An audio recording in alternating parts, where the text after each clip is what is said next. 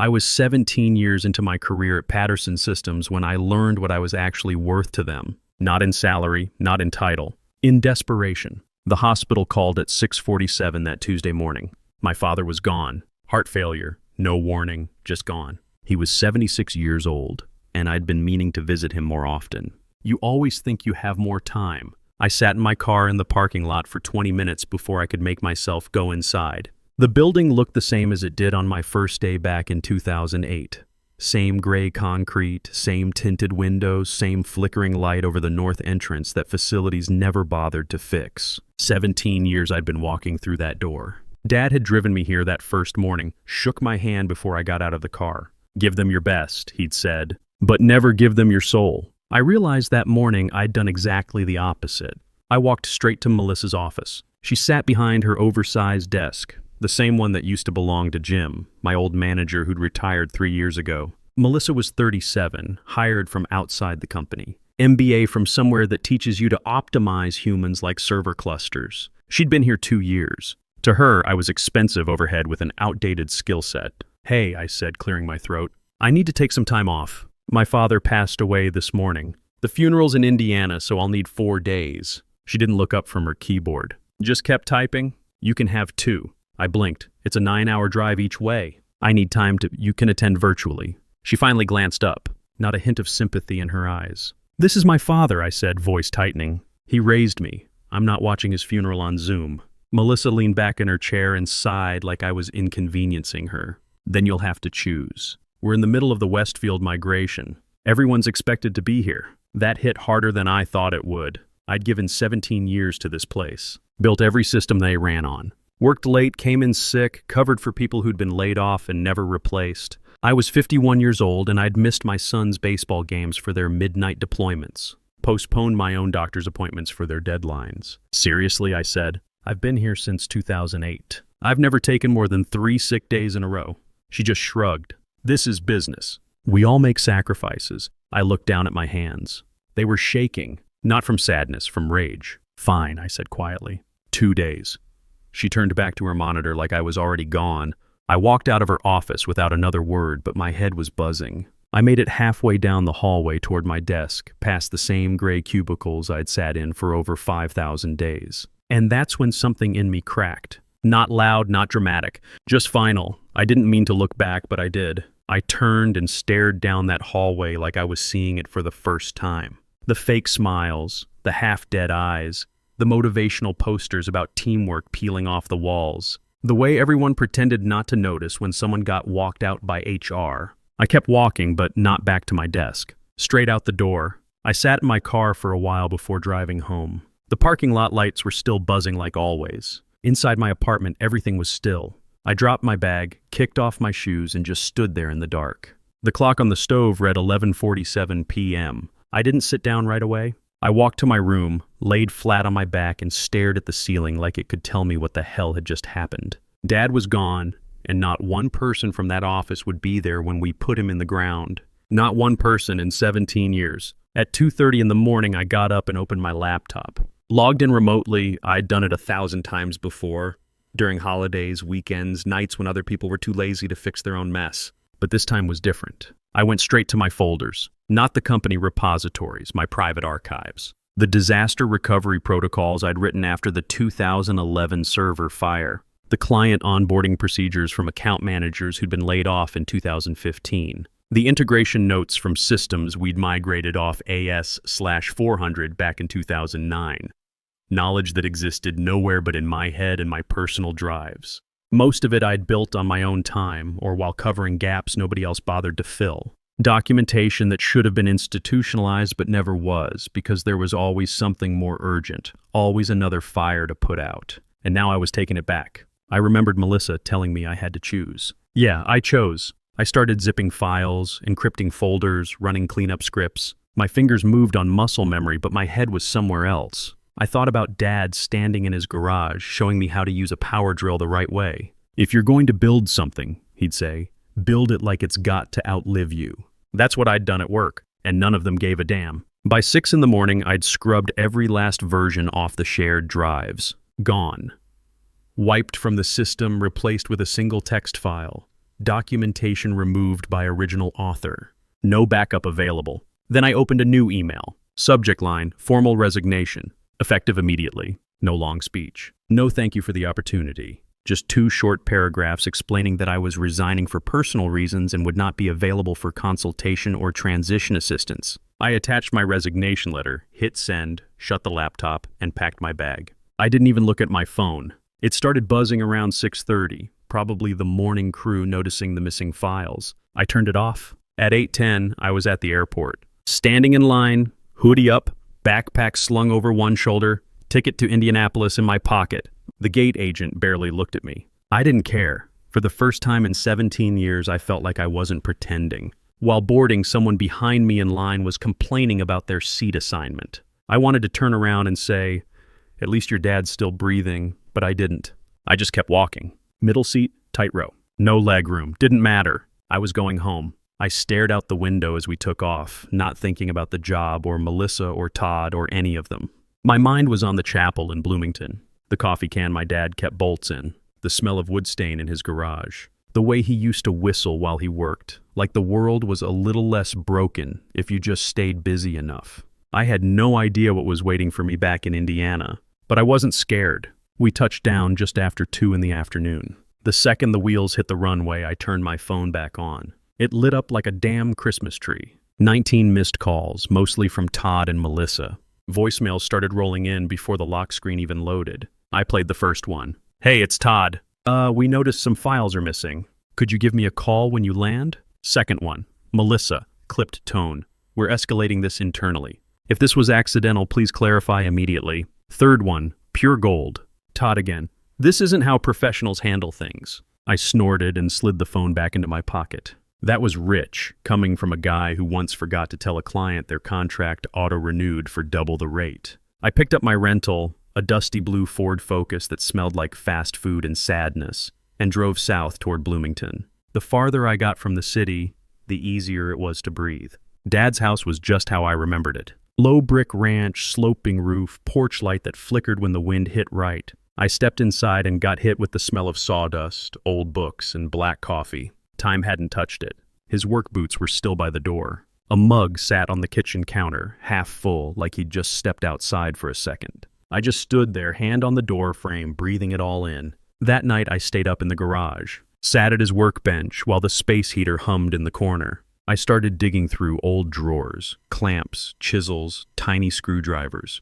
In the bottom cabinet, I found a metal tin packed with baseball cards, rubber banded in groups, just like he used to keep them. He'd never collected for money. Said stats told better stories than faces ever could. My phone vibrated again. I didn't even have to look. Emails now. First one from Melissa. Subject line, urgent, documentation access required, client disruption. Second one, follow-up needed, migration incomplete. The third came from Todd hours later. Can we schedule a quick call tomorrow? Want to discuss your situation and your father's funeral arrangements. Funny how fast they learned his name. I clicked reply. Typed, tomorrow at 2 p.m. Eastern works. I'll send the invite. No sign-off, no emotion. Just business. I set the meeting for exactly 2 o'clock, right in the heart of their Westfield migration deadline. I knew what that hour meant to them. I closed my laptop and looked around. The whole garage was quiet except for the soft hum of that heater and the occasional creak from the old rafters. It felt more alive than any office I'd ever worked in. I leaned back in Dad's old chair, kicked my feet up on the workbench, and watched my phone buzz again. They were panicking. Good. Now they could feel what it's like to lose the one person holding everything together. The next morning, I brewed a pot of coffee in Dad's chipped mister, fix-it mug, and set my laptop on the kitchen table. Same table I'd eaten toast at before school 30 years ago. Same view of the backyard where Dad taught me to mow in straight lines. At exactly 1:59 p.m., I clicked the meeting link. Todd's face popped up first. Red-eyed, collar crooked like he hadn't slept. Melissa joined next. Hair pinned up tight like always, mouth already tense. Then came a third window, some woman in glasses with legal written all over her face. "First," Todd said, voice slow and practiced, "we're very sorry about your father." I didn't respond. He waited, then glanced at Melissa. She jumped in. "We need access to your documentation. The migration is falling apart without it." I tilted my head. "My documentation? You built it on company time," she said. The legal woman chimed in, "which makes it company property." Work product?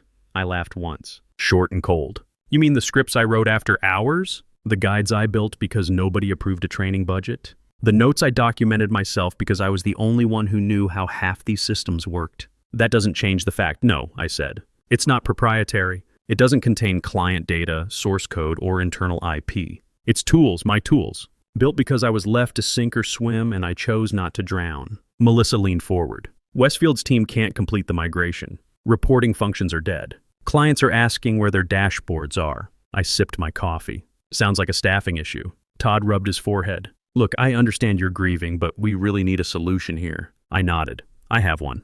I'm not rejoining the team. I'm not reinstating anything, but I'll consult. Melissa's eyes narrowed. Excuse me? $500 an hour. 20-hour minimum, paid up front. I'll walk your people through what they need, answer questions, help you hit the finish line. Melissa's jaw dropped. That's market rate for emergency consulting, I said. Any Big Four firm would charge you double that. Todd spoke up. We can't approve that kind of spend without going through finance. Then talk to finance, I said, because in about 6 days, Westfield's going to pull out and you'll lose a hell of a lot more than $10,000. The legal woman stayed quiet, typing. Also, I added, I won't be working around your schedule. I'm handling my father's estate this week. Calls are limited to 2 hours per day, and you'll get the window I give you. Silence. Melissa looked ready to snap, but Todd was already nodding. Can you send over a formal agreement? I'll send terms. Once I see the funds, we'll schedule the first call. Todd nodded again, like this was hurting him physically. We'll expedite it. The legal woman spoke for the first time. Please don't delete any additional company-related material. There's nothing left to delete, I said. You're already standing in the mess I left you with. I ended the call. Felt no guilt, no second guessing, just calm. The kind of calm you get when you stop explaining yourself to people who never cared. Thursday morning came hard. I pulled on a wrinkled black button-up that still faintly smelled like Dad's garage. I didn't bother ironing it. He wouldn't have. The chapel was the same one we'd buried Mom in 30 years ago. Same stained glass, same creaky pews, same carpet that always felt slightly damp no matter the weather. Now it was Dad's turn. I stood near the front, hands shoved in my pockets, while people filtered in. Old neighbors, his buddies from the community college, a couple of guys from the VFW. They weren't dressed fancy, but every one of them showed up. Your dad helped me fix my water heater during a snowstorm, one man said, clapping my shoulder. Wouldn't let me pay him, another added. Even his barber came, holding a little box of sugar cookies. He hated getting haircuts, she laughed, but he always brought me pie in July. I didn't speak much, just nodded, hugged a few folks, took it all in. Then I saw Mr. Holland, my high school shop teacher, coming down the aisle. Same thick glasses, same stiff walk. He pulled me into a hug like I was still 17. Your dad never stopped bragging about you, he said, voice cracking. Every time I saw him, it was, my son's the principal architect now. 17 years at the same company. He was so proud. He paused. That used to mean something. Loyalty like that. My throat clenched. I just nodded. Couldn't get a word out. I looked around the chapel. Men in their 70s, Dad's generation. They'd all shown up. Some had driven 3 hours. That's how they said goodbye. You showed up. Not one person from my company was there. Not one in 17 years. The service was simple. A few prayers. A hymn Dad liked. Some guy from the college gave a short eulogy about how Dad always fixed the vending machines when facilities wouldn't. It wasn't flowery. It wasn't long. But it was real. Afterward, I stepped outside, pulled out my phone, and saw the number. 27 missed calls. I slid it back into my pocket without even reading the names. I walked around back to the shed. On the workbench sat a small wooden pendant, still rough on the edges, half sanded, the loophole not drilled yet. Walnut, from a tree he'd cut down in Aunt Shirley's yard. He'd been making it for me. I picked it up, turned it over in my hand. I remembered him showing me the design a month ago. I grabbed some sandpaper and got to work. Not fast, not careful, just steady. Thursday night, I sat in Dad's garage until past midnight. Didn't work on anything, didn't check email, just sat there listening to the heater hum and the rafters creak, processing everything that had happened in the last 72 hours. Friday morning came whether I was ready or not. I brewed coffee, opened the laptop, and got back to business. Their business, on my terms this time. The Westfield call started at 9 sharp. Their whole team was there, plus Todd, Melissa, and some guy I didn't recognize who looked like he hadn't seen sleep in 3 days. Todd cleared his throat. We had to delay the presentation. Westfield wasn't happy. I sipped my coffee. That sounds like a problem. Melissa jumped in. We need to get this fixed now. They're threatening to pull out. I nodded. Then let's get started. I shared my screen and walked them through everything, line by line. Broken API links, failed queries, dead-end report scripts they'd tried to patch with copy-paste fixes. One process had been misconfigured for 3 months. I'd flagged it back in January. Nobody touched it. Todd tried to move things along. Can we skip the background and just... No, I cut in. You're paying for clarity. You'll get clarity, not shortcuts. He shut up. I kept going, answering their questions one by one. I didn't sugarcoat it. Didn't soften the tone. This part broke because someone deleted the fallback logic. This report fails because the database connection times out every third run. I told you that in December. This is what happens when you rely on duct tape and interns. By the halfway point, nobody argued. They just nodded, typing furiously, looking like people trying to rebuild a plane mid-flight. An hour and 47 minutes later, I closed the session. Todd leaned in. We appreciate your help. That was really necessary. Melissa added, we'll need you back on Monday to finalize the rest. I shook my head. Not in our contract. But we still have questions, she said. Then put them in writing. Wait, Todd said. Are you saying you're not available Monday? I'll be at my father's lawyer's office Monday morning. Priorities. They both looked stunned, like they'd forgotten this was all happening because they couldn't spare me 4 damn days in the first place. Melissa tried to salvage it. Well, just let us know when you're available. I clicked leave meeting. That was the beauty of being prepaid. I didn't owe them a single second more. Tuesday afternoon, I logged into what was supposed to be the final call. No greetings, no small talk. Just their faces staring back at me like they'd just walked out of a car crash. Todd looked wrecked. Hair uncombed, tie loosened, voice low. The demo went badly. Westfield's pissed. Melissa didn't even try to hide it. They're giving us 2 more weeks to fix it. After that, they're walking. I nodded once, understood. We went through the last batch of questions. Script adjustments, data sync issues, a report that somehow kept pulling March figures for every month. I kept my tone level, calm, clear. Professional, they asked. I answered, nothing more. At the end, Todd glanced off screen, then back at me. Before we wrap, there's one more thing. Here it comes. He cleared his throat. We've been talking internally, and we'd like to make you an offer. A real one. Melissa jumped in before I could respond. Director level, remote, you'd oversee your own team. We'd hire 3 people under you to start. You'd report directly to Todd. She hesitated. And 50% raise. Todd added, you'd be on the executive planning calls going forward. Full seat at the table. The line went quiet. I could hear my own heartbeat. Not because I was nervous, because I was pissed it took this long. I looked at them both. Their faces said it all. This wasn't gratitude. This was desperation. I leaned back in the chair. You're not offering that because I earned it. You're offering it because you're scared. Todd tried to protest. That's not, I held up a hand. Don't. You had 17 years. I was useful to you the entire time, but you never once treated me like I was valued until things blew up. Melissa looked down. Silent. I buried my father last week, I said. And your first reaction was to demand access to my work, not to ask if I was okay. Now you want to promote me? Todd exhaled slowly. We're trying to do right by you now. I gave a half smile. Too late, is there any version of this offer you'd consider? He asked. No, I said. Because it's not about the title or the money. It's about the fact that I had to take everything away from you just to get noticed. Melissa whispered. We didn't realize. You didn't care to realize, I cut in. And that's the difference. Another long silence. I let it hang. Then I clicked leave meeting. Clean. Final. Dad used to say people only show their cards when they feel the pressure. Turns out he was right. 2 weeks later, I got an email from Neil in finance. Subject line, re-update on Westfield. I clicked it without much thought. Westfield pulled out. 3 other clients are reevaluating. Just thought you'd want to know. No hello, no signature. Just that. I stared at the screen for a second. Didn't feel smug. Didn't feel sorry either. Just, right, they'd gambled on pretending I was replaceable. And now the bill had come due. A month later, I joined a smaller firm in Cincinnati. 10 people total, average age mid-40s. No layers of bureaucracy. No MBA managers who'd never touched a command line. Just people who knew what they were doing and actually gave a damn. On the second call, the CEO, a guy named Alan Pritchard, asked, how are you holding up after losing your father? Not what can you do for us. Not how fast can you start. Just that. I took my time onboarding.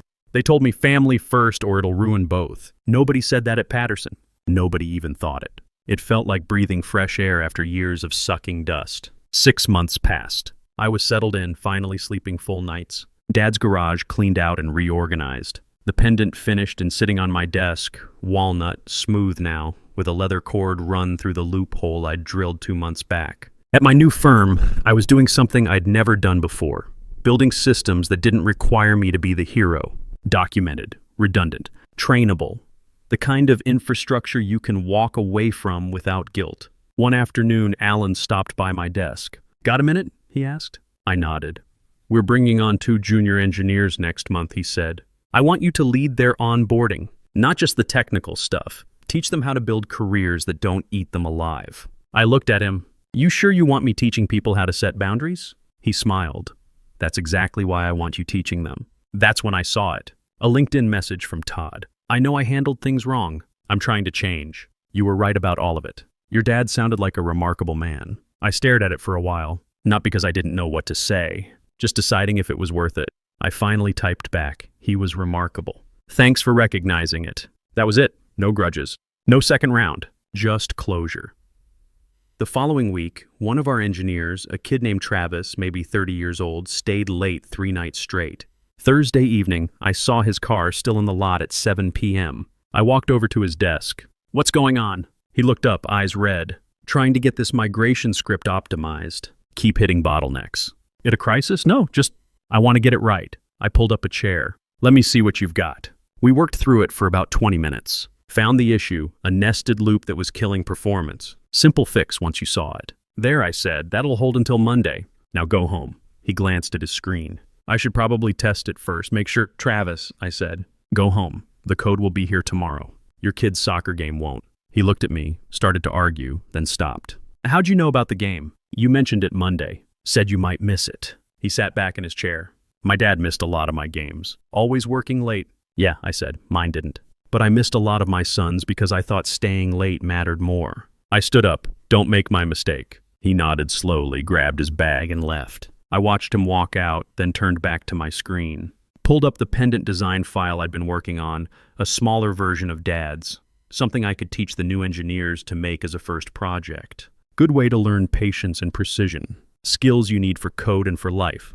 Last month, I went back to Bloomington. Stood in Dad's garage one more time before we sold the house. Everything was packed up, ready to go. But I took my time, walked around, touched the workbench where he'd spent 30 years building and fixing things. On the wall, someone had left a sticky note. Dad's handwriting. Must have been there for years. Measure twice, cut once. Applies to everything.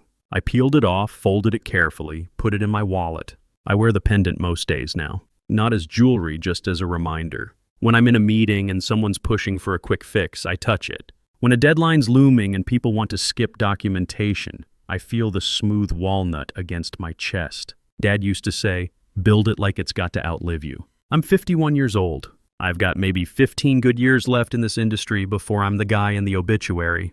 But this time, I'm building something that'll outlive me and let me actually live while I'm doing it. That's the difference. Patterson Systems never recovered from losing Westfield. I heard through the grapevine they laid off 30% of the engineering team 6 months later. Melissa moved to another company. Todd's still there, apparently trying to rebuild what they lost. I don't follow it closely. Don't need to.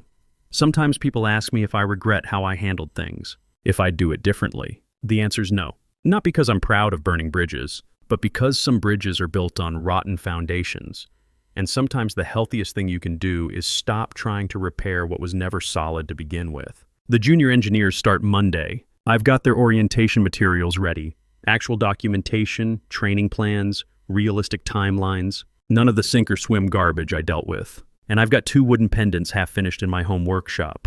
We'll sand them together. I'll teach them what Dad taught me. Take your time, do it right, build things that last. But I'll also teach them something he didn't get the chance to teach me. Make sure you don't sacrifice yourself to build someone else's empire. That's worth more than any salary, any title, any corner office they could offer. For the first time in 17 years, I'm not just the guy holding everything together. I'm the guy teaching others they don't have to. And that feels like finally getting it right.